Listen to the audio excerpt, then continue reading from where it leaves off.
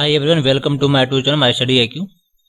आज हम लोग कंप्यूटर फंडामेंटल के कुछ एमसीक्यूज लेकर के आए। अब इस एमसीक्यू में क्या होगा कि बहुत सारे कॉम्पिटिटिव एग्जाम्स में कंप्यूटर से रिलेटेड बहुत सारे एमसीक्यू क्वेश्चन पूछे जाते हैं।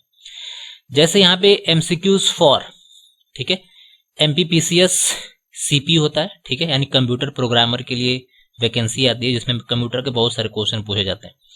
उसके बाद राजस्थान के लिए है RSMSSB, ठीक है, CI का मतलब होता है कंप्यूटर इंस्ट्रक्टर के लिए आता है।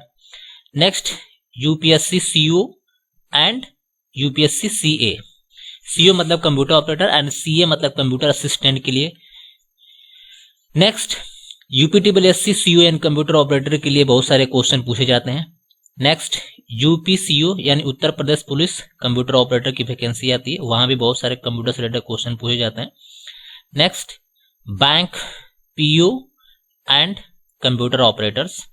उसके बाद हाई कोर्ट के बहुत सारी वैकेंसी होती है जिसमें सीए यानी computer assistant and computer operators में KBS TGT PGT CS and NBS TGT PGT CS, APS army public school TGT PGT CS and UGC NET CS and RRB and SSC CU. तो ये इतनी सारी वैकेंसियां हैं जिसमें जो है कंप्यूटर से बहुत सारे क्वेश्चन पूछे जाते हैं। तो स्टार्ट करते हैं।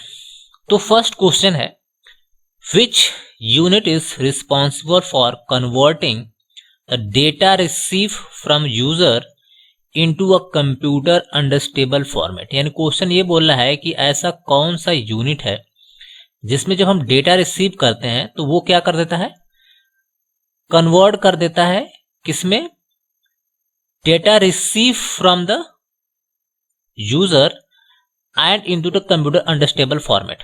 तो यहां पे आपके पास चार ऑप्शन है, इसका जो है करेक्ट ऑप्शन आपको पिक करना है। चलिए, तो अब हम इसका करेक्ट आंसर देखते हैं क्या। तो इसका करेक्ट आंसर है आउटपुट यूनिट। देखिए, अब आउटपुट यूनिट का टास्क क्या होता है, जब कंप्यूटर के अंदर जो भी हम डेटा इंफॉर्मेशन देते हैं तो वो डेटा इंफॉर्मेशन किसके अंदर होता है, वो डेटा हम लोग अपनी लैंग्वेज में देते हैं। मतलब हम ए टाइप कर रहे हैं तो a is the language of human beings, यानी हमारी लैंग्वेज ए है। अब उस लैंग्वेज को कंप्यूटर समझ नहीं पाता तो इनपुट यूनिट का काम क्या होता है कि हमारे लैंग्वेज को कंप्यूटर की लैंग्वेज में कन्वर्ट कर देता है। ओके, अब जैसे ही कंप्यूटर की लैंग्वेज में कन्वर्ट हो गया, यानी 01 की लैंग्वेज में कन्वर्ट हो गया, तो अब सीपीयू उसको आसानी से प्रोसेस कर लेता है। प्रोसेस करने के बाद जब वो सेंड करता है कोड, तो वो किसके पास पहुंचता है, आउटपुट यूनिट के पास।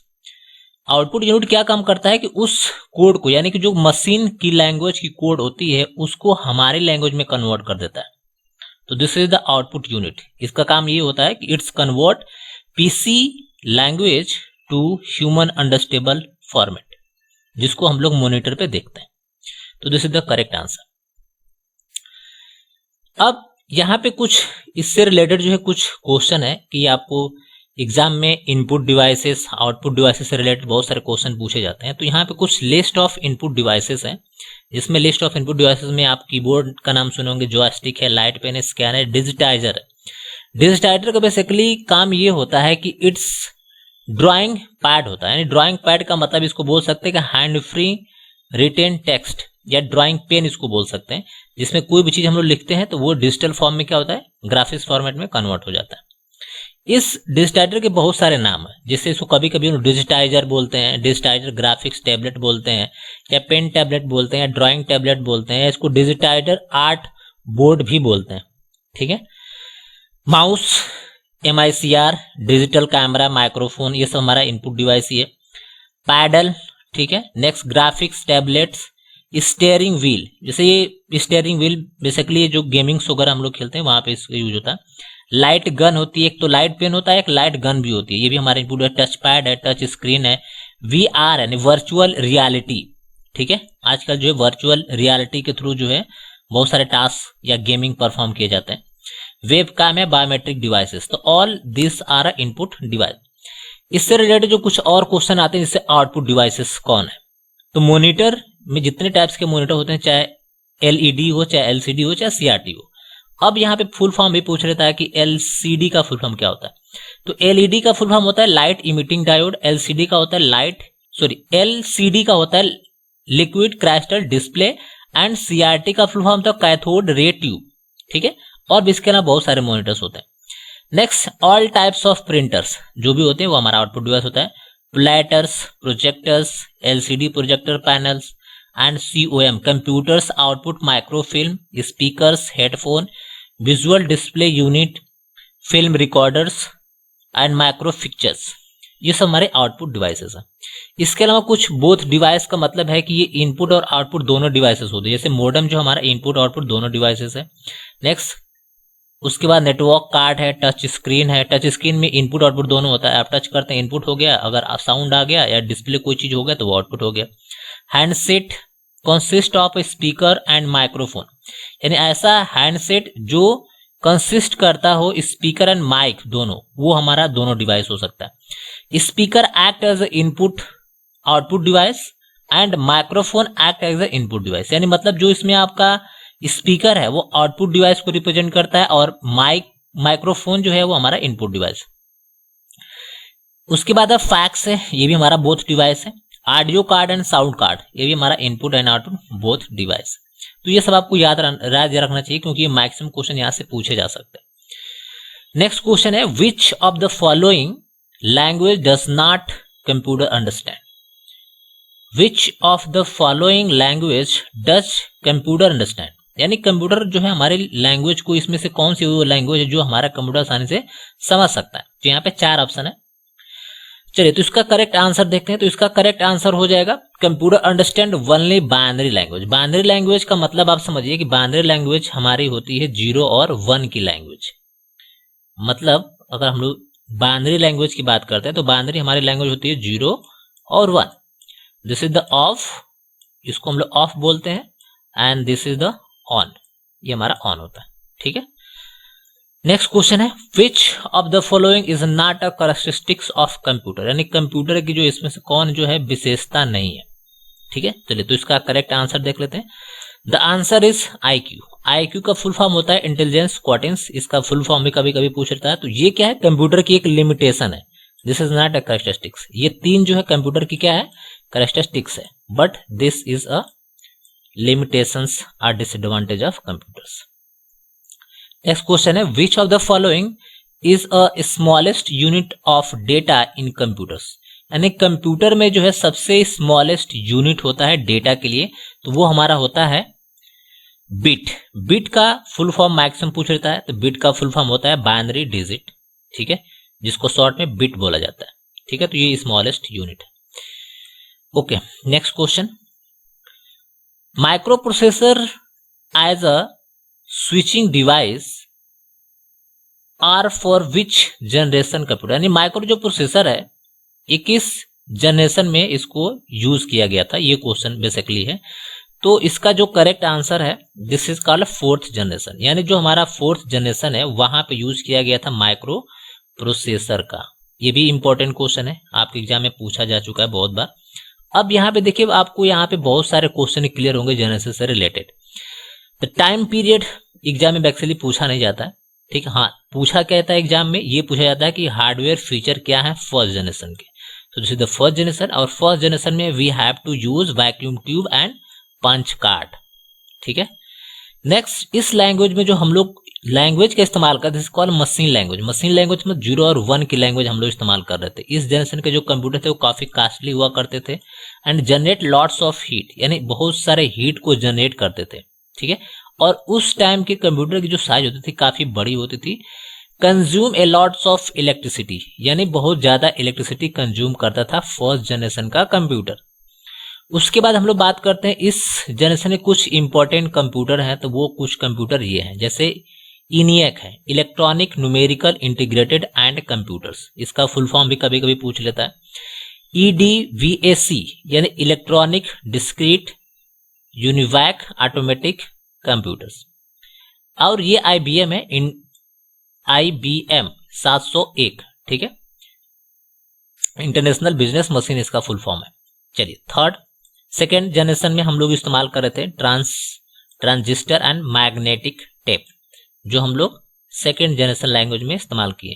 नेक्स्ट, इसमें हम लोग क्या इस्तेमाल कर रहे थे, batch processing operating system. Next, ये जो कंप्यूटर थे काफी फास्ट थे, स्मॉलर थे, थोड़ा साइज में छोटा हो गया था, ठीक है। एंड अभी भी कॉस्टली है इस कंप्यूटर की साइज, यानी कंप्यूटर की जो प्राइस है अभी भी कॉस्टली है, अभी सस्ता नहीं हुआ। इस जनरेशन में कुछ इंपॉर्टेंट कंप्यूटर थे, हनीवेल 400 एंड CDC यानी calculating digital computer 1604 and IBM 7030। तो ये सेकेंड जनरेशन के इंपॉर्टेंट कंप्यूटर हमारे हो गए। चलिए नेक्स्ट बात करते हैं थर्ड जनरेशन। थर्ड जनरेशन में हम लोग इस्तेमाल कर रहे थे आईसी का फुल फॉर्म होता है इंटीग्रेटेड सर्किट, और इसके जो फाउंडर हैं आईसी के वो है Jack Kilby. Next large capacity disk and magnetic tape. यहां भी हम लोग डेटा को स्टोर करने के लिए हम लोग लार्ज कैपेसिटी का इस्तेमाल कर रहे हैं, और जो लार्ज कैपेसिटी है this is called disk and magnetic tape के अंदर डेटा को हम लोग स्टोर कर रहे हैं। नेक्स्ट टाइम शेयरिंग ओएस का हम लोग इस्तेमाल कर रहे हैं। अभी भी इस कंप्यूटर की जो साइज है क्या है, छोटी तो हो गई है, रिलायबल भी है, प्लस अब ये थोड़ा सा साइज में जो है इजिस टू अपग्रेड। अपग्रेड का मतलब है कि इसको अब आसानी से अपग्रेड चेंज किया जा सकता है।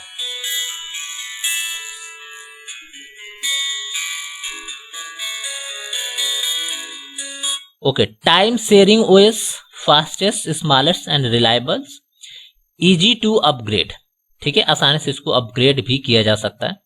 नेक्स्ट IBM है, यानी international business machine 360 and 370।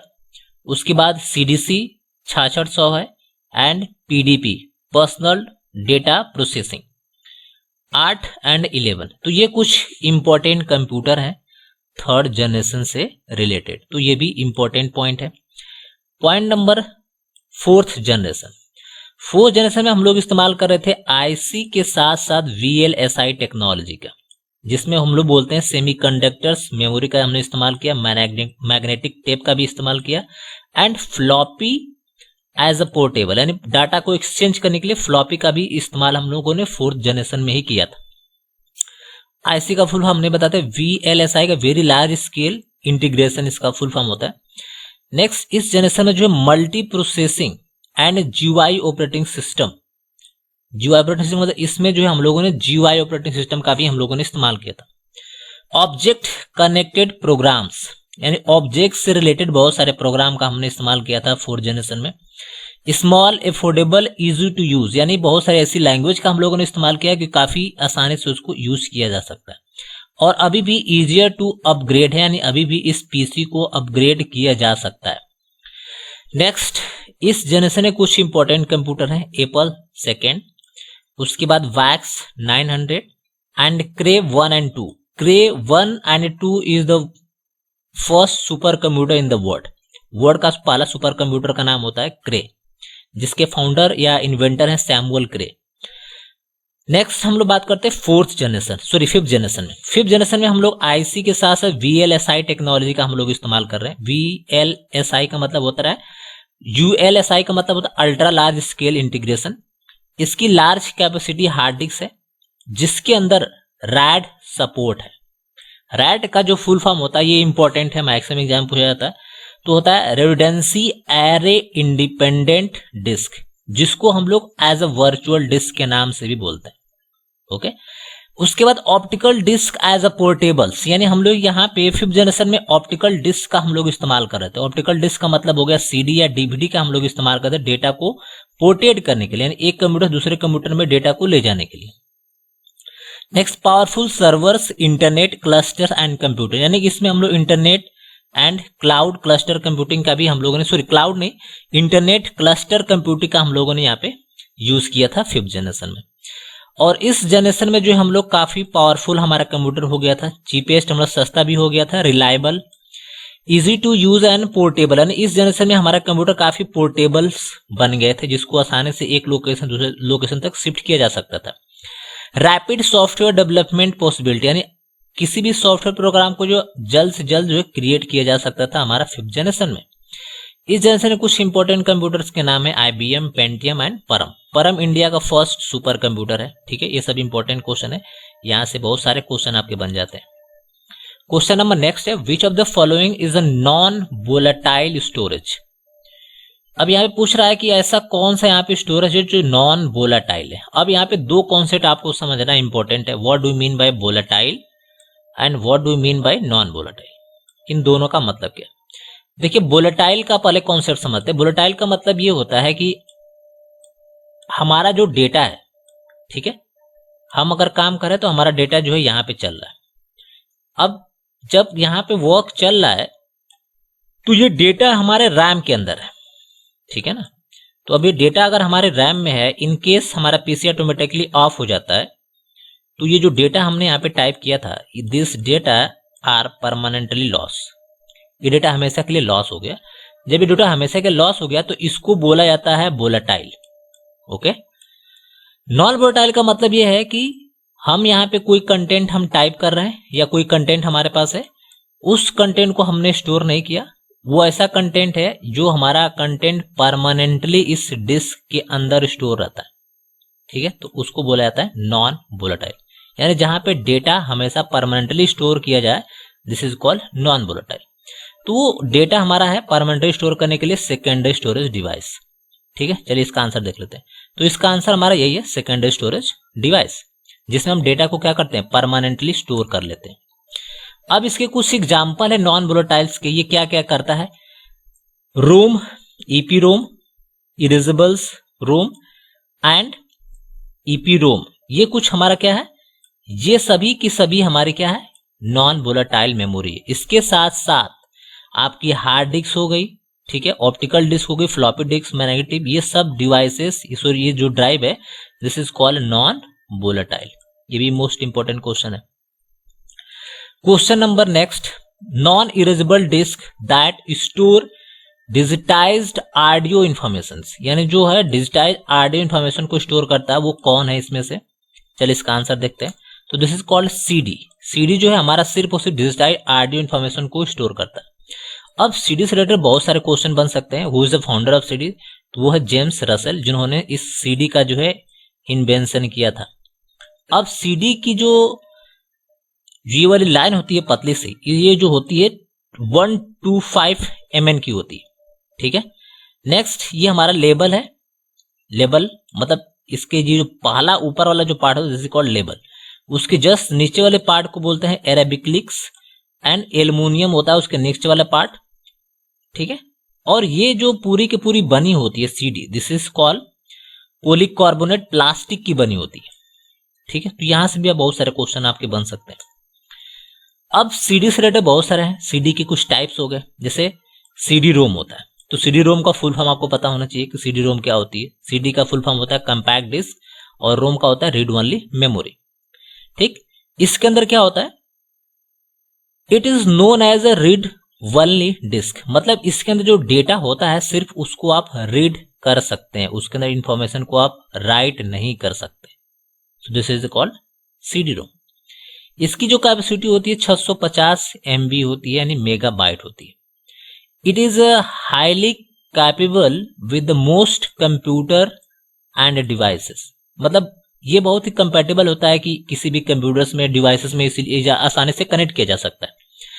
CDR है, CDR का मतलब होता है कंपैक्ट डिस्क इरेजेबल, ठीक है। इरेजेबल का मतलब इसको आसानी से जो है इरेज किया जा सकता है। It's allow user to burn file to the disk more than one time, ठीक है। मतलब इसके अंदर जो डेटा है उसको आप लिख भी सकते हैं, राइट भी कर सकते हैं, सॉरी उसमें सिर्फ आप राइट कर सकते हैं, लिख सकते हैं। यानी बर्न का मतलब यह कि डेटा को उठा करके उसके अंदर लोड कर सकते। CDRW यानी रीड एंड राइट मेमोरी इसको बोला जाता है। इसके अंदर डेटा आप रीड एंड राइट दोनों कर सकते हैं। RW का मतलब रीड एंड राइट होता है। देखो CDR का जो यहाँ पे कैपेसिटी दिस को 650 MB से लेकर 700 MB तक होता है और इसकी कैपेसिटी 650 MB। तो यहां से भी आपको कुछ इंपॉर्टेंट क्वेश्चन बन सकते हैं। नेक्स्ट क्वेश्चन देखते हैं, which of the following is used to hold running program instruction, यानी ऐसा कौन सा इसमें से जो रनिंग प्रोग्राम इंस्ट्रक्शन को होल्ड कर सकता है। चलिए, तो वो है हमारा प्राइमरी स्टोरेज, यानी जो प्राइमरी मेमोरी होती है, जो भी करंट टाइम में प्रोग्राम चल रहा होता है उस प्रोग्राम के कंटेंट को, जो भी चीजें आप एक्सेस कर रहे होते हैं उसको होल्ड करके रखता है। This is called primary memory. ये इंपॉर्टेंट है। अब प्राइमरी मेमोरी से रिलेटेड बहुत सारे यहाँ पे क्वेश्चंस हम लोग डिस्कस कर लेते हैं। ये हमारा कुछ स्टोरेज डिवाइसेस और मेमोरी। अब यहाँ मेमोरी की बात करें तो प्राइमरी मेमोरी एक होती है, प्राइमरी मेमोरी में एक रैम होता है और एक रोम होती है। रैम का फुल फॉर्म होता है रैंडम एक्सेस मेमोरी, रोम का होता है रीडेबल मेमोरी। रैम के दो पार्ट होते हैं, S RAM and D RAM, यानी कि डायनेमिक रैम, ठीक है, S for static and D for dynamic RAM. EP ROM का फुल फॉर्म होता है, ठीक है, कुछ डिफरेंट डिफरेंट टाइप्स होते हैं। ईपी रोम होता है, ईपी रोम होता है, ईपी रोम एंड ईईपी रोम, उसके बाद यूवीपी रोम होता है, ठीक है। नेक्स्ट हम लोग बात करते हैं सेकेंडरी मेमोरी की। इसमें दो टाइप की होती है, फर्स्ट मैग्नेटिक डिस्क और ऑप्टिकल डिस्क। तो मैग्नेटिक में हमारी हार्ड डिस्क आती है, फ्लॉपी आती है। ऑप्टिकल डिस्क में हमारी सीडी आती है, डीवीडी आती है, ब्लूरे आती है। एंड कैश मेमोरी होती है, दो टाइप की कैश पाई जाती है, इंटरनल एंड एक्सटर्नल, ठीक है। एक हमारे होती है फ्लैश मेमोरी, जिसको हम लोग मेमोरी चिप के नाम से बोलते हैं। तो यहां से आपको बहुत सारे क्वेश्चंस पूछे जा सकते हैं। चलिए नेक्स्ट क्वेश्चन देखते हैं, which of the following is the fastest means of the memory access for CPU, यानी इसमें से कौन जो है सबसे फास्टेस्ट एक्सेस मेमोरी है सीपीयू के। यानी सीपीयू को अगर एक्सेस करना हो किसी मेमोरी को, तो वो कौन सी ऐसी मेमोरी जो सबसे फास्ट डेटा को एक्सेस करके सीपीयू तक पहुंचा सकती है। चलिए इसका आंसर देखते हैं, this is called register. Register का मतलब ये है कि ये एक ऐसी मेमोरी है जो सबसे fastest and closest to the CPU होती है, यानी सीपीयू को जो जितना क्लोज होगा उसकी स्पीड उतनी ही क्या होगी, फास्ट होगी। अब यहाँ पे कुछ हमारी मेमोरी की यानी कुछ हायरार्की है, यानी फास्टेस्ट मेमोरी हम लोग किसको बोल सकते हैं, यहाँ पे कुछ पॉइंट हम लोग डिस्कस कर लेते हैं। देखिए सबसे ऊपर हमारा क्या सीपीयू है, ठीक है, और सीपीयू के जस्ट नीचे this is called a resistor, यानी सीपीयू के सबसे पास में रजिस्टर है। जाहिर सी बात है कि इसकी स्पीड सबसे फास्ट होगी। यहाँ पे लिखा हुआ है कि super fast, super expensive and a tiny capacity, यानी काफी छोटी कैपेसिटी होती है। जाहिर सी बात है कि इसको फास्ट एक्सेस कर रहे हैं तो उसकी बहुत ही कैपेसिटी छोटी होगी। नेक्स्ट हम लोग बात करते हैं कैश मेमोरी। ये हमारी कैश मेमोरी है, और कैश मेमोरी में अलग अलग लेवल होते हैं। This is the level number 1, 2 and 3। तीन टाइप्स के हमारे लेवल होते हैं कैश मेमोरी के अंदर। इसमें लिखा है कि fastest, expensive and small capacity. Next उसके बाद हमारे आती है फिजिकल मेमोरी, जिसको हम लोग बोलते हैं रैंडम एक्सेस मेमोरी, यानी कि रैम आती है, ठीक है। रैम किसके नीचे आती है, सीपीयू के जस्ट नीचे आती है। अब यहाँ पे दो टाइप की रैम होती है, ठीक है, एसडी रैम और डीडीआर रैम, ठीक है। ये बोल रहा है कि यहाँ पे फास्टेस्ट होती है priced randomly and average capacity, यानी काफी एवरेज कैपेसिटी होती है, ज्यादा कैपेसिटी नहीं होती। नेक्स्ट हम लोग बात कर लेते हैं solid state memory. Solid state का मतलब ये होता है कि ऐसी मेमोरी जो एज अ हार्ड डिस्क आप उसको बोल सकते हैं, जो आपके पीसी में फिक्स होती है, तो ये हमारी हो जाएगी। उसके बाद हमारी वर्चुअल मेमोरी होती है, उसके बाद ये हमारा फाइल बेस्ड मेमोरी होती है। तो ये कुछ यहां से भी आपके बहुत सारे इंपॉर्टेंट क्वेश्चन बन सकते हैं। चलिए नेक्स्ट क्वेश्चन देते हैं, which of the following types of computer is mostly use for automatic operation, यानी किसी भी ऑटोमेटिक ऑपरेशंस के लिए जो है इनमें से कौन से कंप्यूटर का इस्तेमाल किया जाता है। ये मोस्ट इंपॉर्टेंट क्वेश्चन है। चलिए इसका आंसर देखते हैं। तो इसका आंसर हो जाएगा हाइब्रिड, ठीक है, यानी कि वो हमारा हाइब्रिड कंप्यूटर है जो कि किसी भी ऑटोमेटिक ऑपरेशन परफॉर्म करने के लिए इसका इस्तेमाल किया जाता है। चलिए नेक्स्ट क्वेश्चन देखते हैं, which of the following are a physical device of computers. तो इसमें से कौन जो है फिजिकल डिवाइस है। चलिए इसका आंसर देखते हैं, this is the hardware. Hardware क्या है, कंप्यूटर के फिजिकल कंपोनेंट है, जिसको हम लोग हार्डवेयर के नाम से जानते हैं। तो अब यहाँ पे हार्डवेयर से रिलेटेड जो है बहुत सारे इंपॉर्टेंट फैक्ट हैं, जैसे ये इसको हम लोग हार्डवेयर बोलते हैं, कैसे कंपोनेंट जिसको हम लोग टच कर सकते हैं, this is called hardware. And software मतलब जिसको हम लोग टच नहीं कर सकते, दिस इज कॉल्ड सॉफ्टवेयर, ठीक है। तो आज के लेसन में इतना ही। Thanks, have a nice day.